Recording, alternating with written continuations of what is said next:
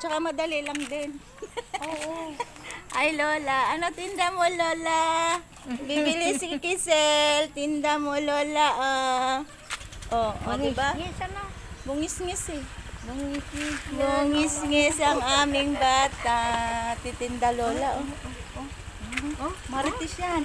Pag sinasabihan mo Ikaw mo, Marites. Naku po. nakaharap yan. Nakikinig siya eh. Si Marites pala. Dapat ang pangalan niya ay Marites. Oy, Marites ba pangalan niya? Gala-gala muna sa umaga. Oo, sa umaga. Papawis ba? Meron naman siyang kontra-uso. Ayun o. Busy ka, Dam? Hi ka muna, Dam. Hi. Hi. Ay, sinusubo. Huwag yan, bebe. Dirty yan. Sinusubo. Ang ganda ng flower ni Madam, oh. Sinusubo nga eh. Ang ganda ng flower ni Madam. Bakit?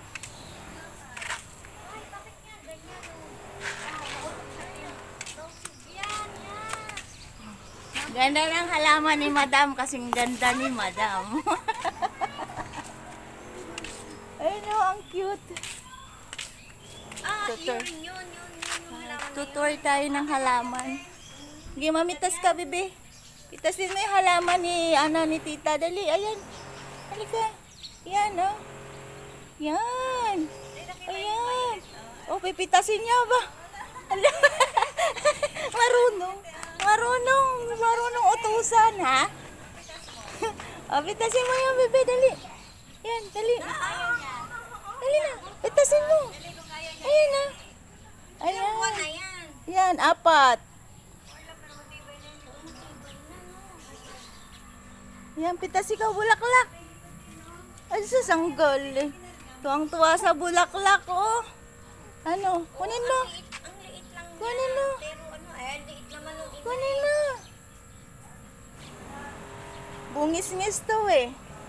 Saka madali siya pagsabihan.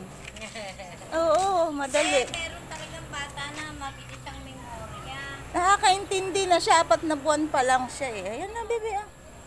Gusto mo yan? Flower? Flower. Ang flower. Gusto mo yan? Ay, ang cute. Ang cute naman.